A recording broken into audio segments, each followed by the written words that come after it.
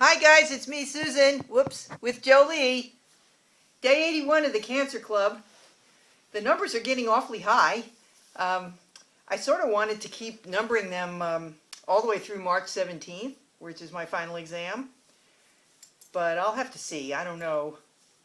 Um, I thought I was going to be able to report that my hair loss is diminishing, but it seems to be steady, consistent, and I don't know.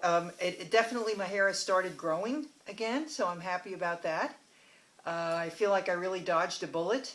In fact, as I said the other night, you might remember, I almost like my hair better being thin. It seems to like not just lay down so flat on my head like whatever that other thing was. Mo from the Three Stooges is how I would always call it. But anyway, more about my hair. Um, Other than that, everything still feels fine. I don't really have very many symptoms, side effects, whatever you want to call them. I can tell that I'm still healing. Everything is not totally back to normal, but I'm not feeling a lot of pain or any real tiredness, except for the sort of moodiness issues that I've been talking about lately. Um, it was interesting though, compared to the other night, and especially last Sunday, if you remember when I had the cookie episode. um, Tonight I had dinner. I'm wearing my little scarf here. This is a scarf that someone made for me by hand. It's very beautiful and soft and fuzzy. It's freezing outside in San Antonio. It actually might snow tonight, which is all the kids are extremely excited. But it'll probably be gone by the time they wake up tomorrow. Um, but it was just a night to stay in. I had a real nice invitation to play dominoes with some great women, and I I got home from work and I just couldn't make myself go out again. So I'll have to wait on that one till the next time.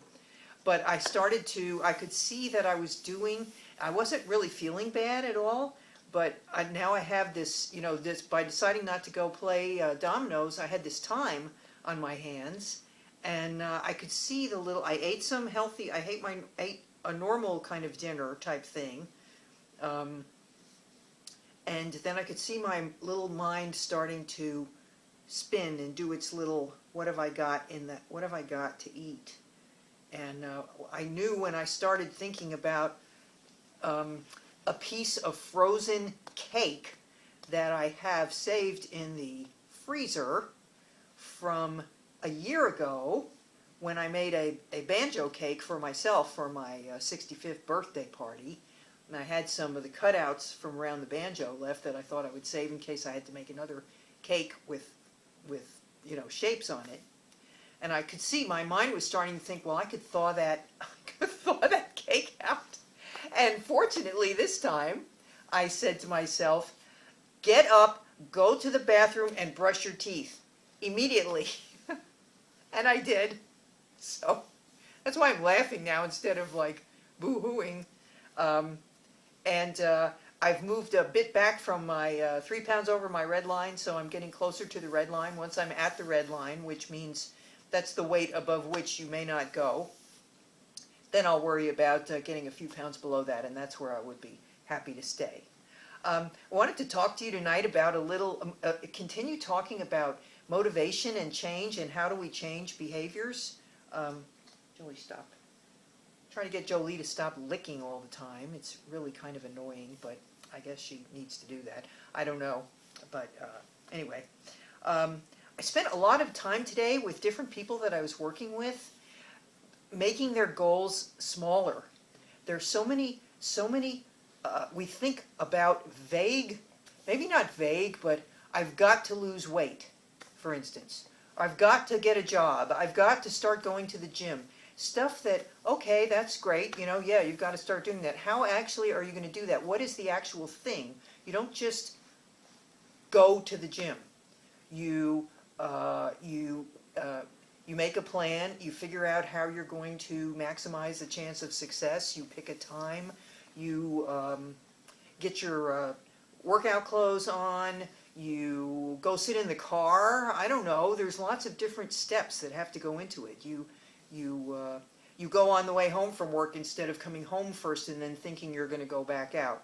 There's a lot of specific steps to reaching goals that if you don't make them, you're probably going to have a harder time reaching them. I mean, if you don't make the little steps, you don't get to the big place. But anyway, I wonder sometimes, and yet I think, I mean, I wonder if that's effective, but I think that it's the only way to do it. Whether it's effective for any given person or not is really going to vary, whether they can sustain it and believe it. I know for me, it works because it stops me from hating myself all the time and getting mad at myself. When I'm mad at myself, nothing good ever comes of that. I don't try harder. I just get depressed, and then I just want to go thaw out cakes and stuff like that, you know? So, you know, a friend of mine asked about wanting to stop drinking on nights when she's home. It's okay to have a glass of wine when she goes out to dinner, but at home she doesn't want to sit there, and she said she drinks a glass and a half of wine, and then she doesn't, the reason it bothers her, because that in and of itself, that's not really terrible. It bothers her because she gets then she gets tired, doesn't want to do anything, and then she gets kind of a sugar rush from the, I guess, the sweetness of the wine. So she said she's tried and tried and tried and tried not to drink when she's at home, and it hasn't been successful. And she said she tried the three time a week thing, the 3 chunk a week thing, I guess, to try and maybe divide it up into chunks. I'm not sure how that worked. But anyway, I suggested, well, why don't you cut from 1.5 to 1? You know, 1 glass of wine is not that terrible. But if your complaint is that you're not getting anything done because you have your wine and then you don't feel like doing anything, why don't you do one thing, one of the things you feel like you should do or need to get done that night, and then have your wine afterwards for a reward when you've done as much as you're going to do, and it's okay to relax and not do anything. You know, it's all mental manipulation, and you can't figure out solutions to these problems if you're too busy being upset at yourself for having them. You know, every problem can be solved. You're not a bad person, you know, if you don't get up early in the morning and work out like you think you should do, you know? But maybe get up a little earlier, maybe, you know, walk around the block. I don't know, you can always, it's like I told you about my workouts, you know, my upper body workouts. I've never really been as successful as I am right now in consistently, maybe years ago, I had a period where I was really good about strength training, but that was years ago. I just worked out tonight again. I think it's mainly working because I only require myself to do 10 minutes. Now I'm going a little beyond. I'm doing about 13 minutes, 14 minutes. But it's because I made it easy enough to do that I'm doing it. And that's not cheating. It's not making excuses. It's not overindulging yourself, you know. If anything, people go the other direction and they're too hard on themselves, and then they're just defeated. You know, so anyway, that's what I think. The 2 things: the making the goals smaller and more attainable, and then not being mad at yourself for having a setback. It's not even a setback; it's just one of those chutes and ladders things. Which, again, I find that so useful because no matter what, whether you go up a ladder and things look great, or you come down a chute and they don't look so great, you still just keep. You know, spin that little spinner and just keep moving forward. That's all you're going to do. Whether you're moving forward from way down here because you just slid down a chute, or you're moving forward from up here and you feel all great, but you know there's like 6 chutes ahead you could step on. That's just the way it goes. It's really okay. And I'm living proof because I'm I'm shooting and laddering constantly.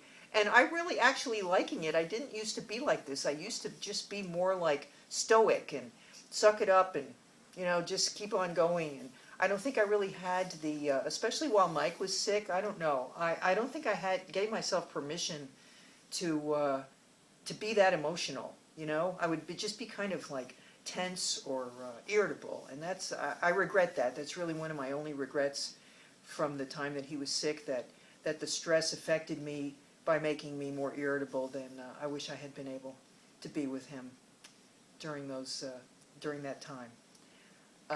But now I'm just feeling it, and I'm just blurting it out to all you guys, and I'm just happy. I'm just really happy that I'm doing that, even though I can never tell you from one day to the next whether it's going to be a chute or a ladder or a plateau for a while, a little steady as she goes. So anyway, okay, that's my story for tonight. I have made my third chunk of the week. Well, second. This is the second. It's Thursday night. I'll see you over the weekend. I'm not sure what I'm doing. I have some options of plans, and I'll fill you in probably Sunday. But whatever. I hope you have a great weekend. Tomorrow is Friday. Yay for that. And might have a little snow and ice here in San Antonio, so that'll be kind of interesting. And in the meantime, I hope that you all live well and laugh often, and don't lick yourself all the time like Jolie does. It's really a very bad habit. And love much, and I'll see you tomorrow, or I'll see you next time on the Cancer Club. Okay, bye now.